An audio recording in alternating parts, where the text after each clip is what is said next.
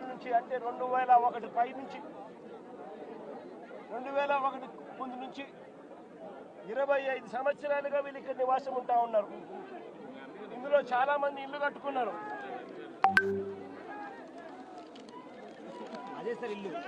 ఇందులో చాలా మంది ఇల్లు కట్టుకున్నారు.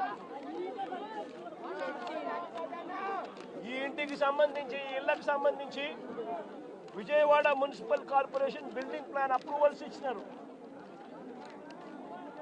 విజయవాడ మున్సిపల్ కార్పొరేషన్ వారు బిల్డింగ్ ప్లాన్స్ అప్రూవల్ ఇచ్చినారు. ఈ ఇళ్లకు కరెంట్ కనెక్షన్ ఇచ్చినారు, డ్రైనేజ్ కనెక్షన్ ఇచ్చినారు. ఈ ఇంటికి అన్ని రకాల అనుమతులతో పాటు ప్లాన్ అప్రూవల్ చేసి విజయవాడ మున్సిపల్ కార్పొరేషన్ వాళ్ళు వీళ్ళు ఇల్లు కట్టుకుంటా ఉంటే ఇళ్ళకు కూడా ప్లాన్ అప్రూవల్స్ శాంక్షన్ చేసి స్టాంప్ వేస్తారు. మరోవైపున బ్యాంకులు వాళ్ళ డ్యూ డెలిజెన్స్ పూర్తి చేసి వీళ్ళందరికీ లోన్లు కూడా ఇచ్చారు. ఇక్కడ ఉన్న వాళ్ళు దాదాపుగా ఒక్కొక్కరు 20 లక్షలు 25 లక్షల రూపాయల పైన వీళ్ళంతా కూడా లోన్లు కూడా తీసుకుని ఎన్నో సంవత్సరాలుగా వీళ్ళు ఈఎంఐలు కూడా కడతా ఉన్నారు. మరి నేను అడుగుతా ఉన్నా, స్థలం వేరొకరిదే అయితే రిజిస్ట్రేషన్ మీరు ఎలా చేయించారు అని అడుగుతా ఉన్నా. స్థలం వేరొకరిదే అయితే బిల్డింగ్ అప్రూవల్ ప్లాన్స్ ఎలా ఇచ్చారు అని అడుగుతా ఉన్నా. స్థలాలు వేరొకరివే అయితే ఈ ఇళ్లకు కరెంటు, డ్రైనేజు, ఇతర కనెక్షన్స్ అన్ని ఎలా ఇచ్చారు అని అడుగుతా ఉన్నా. వేరొకరిదే ఈ స్థలం అయితే వీటికి ఇక్కడ ఉన్న వాళ్లకు బ్యాంకు లోన్లు ఎలా ఇచ్చారు అని అడుగుతా ఉన్నా. రిజిస్ట్రేషన్లు చేశారు, బిల్డింగ్ ప్లాన్ అప్రూవల్స్ ఇచ్చారు, అన్ని రకాల పర్మిషన్స్ ఇచ్చినారు. చివరికి వీరికి బ్యాంకులు వాళ్ళు లోన్లు కూడా ఇచ్చాయి వాళ్ళ డ్యూ డెలిజెన్స్ పూర్తి చేసి. మన ఇన్ని సవ్యంగా ఉన్నప్పుడు ఇది ఏ రకంగా గవర్నమెంట్ ముందుకు వచ్చి వీళ్ళకి ఎటువంటి న్యాయము చెయ్యాలి అని కనీసం ఆలోచన కూడా లేకుండా, ఎటువంటి ముందస్తు నోటీసు కూడా ఇవ్వకుండా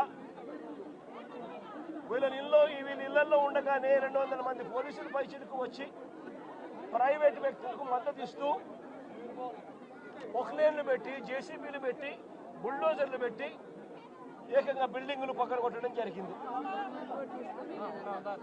నేను అడుగుతా ఉన్నాను,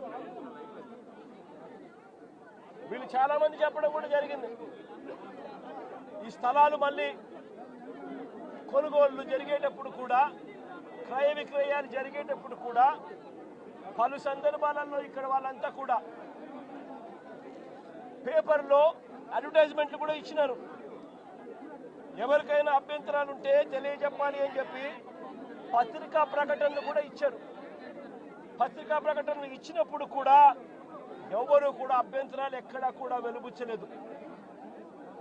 అలాంటిది 25 సంవత్సరాలుగా వీళ్ళు ఇక్కడే ఇలాగే ఉంటే వీళ్ళను బుల్డోజర్లు పెట్టి ప్రైవేట్ వ్యక్తులకు మేలు చేసేందుకు ఈ 150 కోట్ల పైచిలకు, ఈ వాలెట్ వాల్యూలో 150 కోట్ల పైచిలకు వాల్యూ ఉన్న ఈ ప్రాపర్టీని కబ్జా చేసేందుకు ఏకంగా చంద్రబాబు నాయుడు, ఆయన కొడుకు, ఆయన పార్టీకి సంబంధించిన ఎంపీ, జనసేన పార్టీకి సంబంధించిన కార్పొరేటర్లు ఇంతమంది ఒకటై పేదలను నిస్సహాయాలుగా ఈరోజు రోడ్డు మీద నిలబెట్టించారు. నిజంగా నేను అడుగుతా ఉన్నా, ఈ ప్రభుత్వం అన్నది పేదల తరఫున ఉందా అని.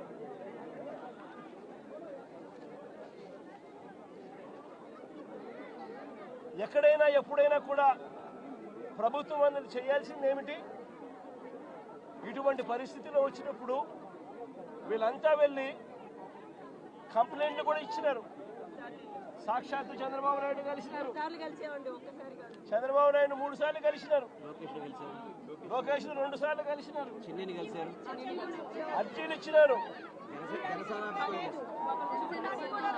చివరికి ఎవరికైతే వీళ్ళు అర్జీలు ఇచ్చినారో వాళ్ళే కుట్ర పన్ని వాళ్ళ ఎంపీలు వాళ్ళకి సంబంధించిన కార్పొరేటర్లు వీళ్ళంతా కలిసి కుట్ర పన్ని ఏ రకంగా వీళ్ళంతా కూడా వీళ్ళకి అన్యాయం చేశారు అన్నదానికి నిదర్శనం ఇది. నేను ఒకటే అడుగుతా ఉన్నా, అయ్యా చంద్రబాబు నాయుడు గారు,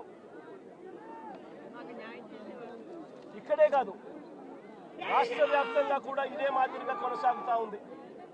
రాష్ట్ర వ్యాప్తంగా కూడా అనేక చోట్ల ఎక్కడైనా చిన్న చిన్న లిటిగేషన్లు ఎక్కడైనా ఉంటే డైరెక్ట్గా తెలుగుదేశం పార్టీకి సంబంధించిన నాయకులు ఎమ్మెల్యేలు ఇన్వాల్వ్ అయిపోతా ఉన్నారు. లిటిగేషన్ ఉన్న చోట వీళ్ళంతట వీళ్ళే అడుగు పెట్టేసి ఆ ల్యాండ్ కబ్జా చేసేస్తా ఉన్నారు. కొన్ని చోట్ల వీళ్ళే లిటిగేషన్ క్రియేట్ చేస్తూ ఉన్నారు. వీళ్ళే నిషేధిత జాబితాలో ప్రాపర్టీస్ను బలవంతంగా పెట్టించేసేస్తున్నారు. వీళ్ళే లిటిగేషన్ క్రియేట్ చేసి వీళ్ళే కూడా కబ్జాలు చేసే కార్యక్రమాలు జరుగుతూ ఉన్నాయి.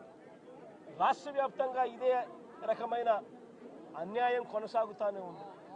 నేను ఇప్పటికైనా చంద్రబాబు నాయుడు గారికి ఒకటే చెప్తా ఉన్నా, ఈ ప్రెస్ కాన్ఫరెన్స్ ద్వారా ప్రతి ఒక్కరికి కూడా నేను ఒకటే మనవి చేస్తా ఉన్నా, దీంట్లో సిబిఐ ఎంక్వైరీ జరిగించాలి. ఇక్కడ ఏ రకంగా చంద్రబాబు నాయుడు గారు కొడుకు, ఏ రకంగా తెలుగుదేశం పార్టీకి సంబంధించిన ఎంపీ, ఏ రకంగా వీళ్ళంతా కూడా ఇన్వాల్వ్ అయ్యి ఇంక్లూడింగ్ జనసేన కార్పొరేటర్తో సహా ఏ రకంగా వీళ్ళంతా కూడా దీన్ని కబ్జా చేసే కార్యక్రమం చేస్తూ ఉన్నారు అనేది ప్రజలకు తెలియాలి. ఇంతకుముందు చంద్రబాబు నాయుడు గారు ముఖ్యమంత్రిగా గతంలో ఉన్నప్పుడు 2016లో ఒక ఫేక్ సొసైటీ క్రియేట్ చేసి 1981 డేట్ వేసి ఏ రకంగా పేదల ఆస్తుల మీద పేద ప్రజల ఆస్తుల మీద ఏ రకంగా కన్నేశారు అన్నది కూడా ఇవన్నీ బయటికి రావాలి. ఇవన్నీ కూడా రాష్ట్ర ప్రభుత్వం కోర్టుల్లో ప్రజల తరపున, పేదల తరపున, మధ్యతరగతి వాళ్ళ తరపున ఆర్గ్యుమెంట్ చేయాల్సింది పోయి, వాళ్లకు తరపున నిలబడాల్సింది పోయి, వీళ్లకు వ్యతిరేకంగా రాష్ట్ర ప్రభుత్వమే స్వయంగా కోర్టులలో వ్యతిరేక అఫిడవిట్లు, వ్యతిరేక పిటిషన్స్ వేసి వీళ్ళకి అన్యాయం చేయడంలో రాష్ట్ర ప్రభుత్వం తన పాత్ర తాను పోషించింది. వీటి అన్నిటి మీద కూడా ఎంక్వైరీ జరగాలి. జరిగి దోషులను, అది చంద్రబాబు నాయుడు కావచ్చు, లోకేష్ కావచ్చు, తెలుగుదేశం పార్టీ విజయవాడ ఎంపీ కావచ్చు, ఇక్కడ తెలుగుదేశం పార్టీ ఇక్కడ జనసేన కార్పొరేటర్ కావచ్చు, వీళ్ళందరి పాత్ర మీద కూడా ఎంక్వైరీ జరగాలి. జరిగి నిజాలన్నీ కూడా బయటకు తీసుకొని రావాలి. వీళ్ళందరూ కూడా ఎవరైతే నష్టపోయినారో 25 ఏళ్ల నుంచి ఇక్కడే ఉంటున్నారు, ఒక్కొక్కరికి లోన్లు ఉన్నాయి, 20 లక్షలు 25 లక్షల రూపాయలు బ్యాంకుల్లో రుణాలున్నాయి. వీళ్ళని తీసుకొని పోయి ఇప్పుడు నడు రోడ్డు మీద పెట్టారు. వీళ్ళు బతికేది ఎలా? వీళ్ళ లోన్లు ఎలా తీరుస్తారు? రాష్ట్ర ప్రభుత్వం కనికరం చూపించని ఈ పరిస్థితి నుంచి వీళ్ళ పరిస్థితి మారాలి. వీళ్ళందరికీ కూడా ఇమ్మీడియట్లీ ఇక్కడే గవర్నమెంట్ రావాలి. వీళ్ళకి సంబంధించిన లోన్లన్నీ కూడా గవర్నమెంట్ తన రెస్పాన్సిబిలిటీ కింద గవర్నమెంటే కట్టేట్టుగా తీసుకోవాలి. నష్టపోయిన వీళ్ళందరికీ కూడా ఇక్కడే స్థలాలు ఇస్తారా, లేకపోతే ఇలాంటి స్థలమే ఇంకో చోట ఇచ్చి ఇంకో ఇల్లు కట్టించి వీళ్ళకి న్యాయం చేస్తారా అన్నది గవర్నమెంట్ డిసైడ్ చేసుకోవాలి. చంద్రబాబు నాయుడు గారు గట్టిగా ఒకటే చెప్తా ఉన్నా, అయ్యా చంద్రబాబు, నువ్వు గన ఈ కార్యక్రమం చేయకపోతే రేపొద్దున మా ప్రభుత్వం వచ్చిన తర్వాత, వైఎస్ఆర్సీపీ ప్రభుత్వం వచ్చిన తర్వాత ఖచ్చితంగా చెప్తా ఉన్నాను, ఇదే ఎంక్వైరీ మేమేస్తాం. మిమ్మల్ని కోర్టు ముందర దోషులుగా నిలబెట్టడమే కాకుండా వీళ్ళందరికీ కూడా, బాధితులందరికీ కూడా కంటికి రెప్పలా మేమంతా కూడా కాపాడుకుంటూ, వీళ్ళందరూ కూడా ఎవరైతే నష్టపోయినారో ప్రతి ఒక్కరికి కూడా ఆ నష్టంలో ప్రభుత్వం భాగస్వామ్యమై వీళ్ళందరికీ తోడుగా ఉంటుందని చెప్పి బాధితుల తరఫున మీ జగనన్న మాటిస్తా ఉన్నాడు అని చెప్పి ప్రతి బాధితుడికి కూడా నేను చెప్తా ఉన్నాను.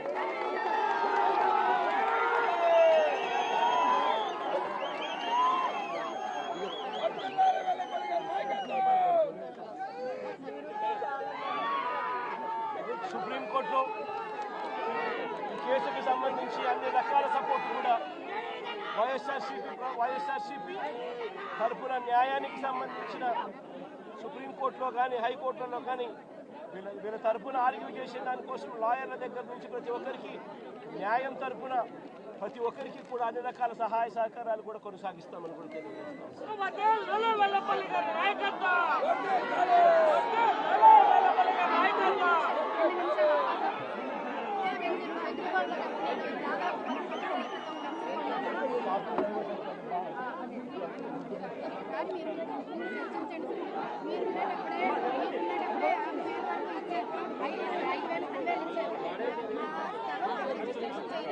ఫ్లాట్ అలాట్మెంట్ లెటర్ మొత్తం దాదాపు 12 లక్షలు కట్టాను. మా అమ్మాయికి 10 లక్షలు పెట్టి వాళ్ళ అమ్మాయికి పెళ్లి చేశారు.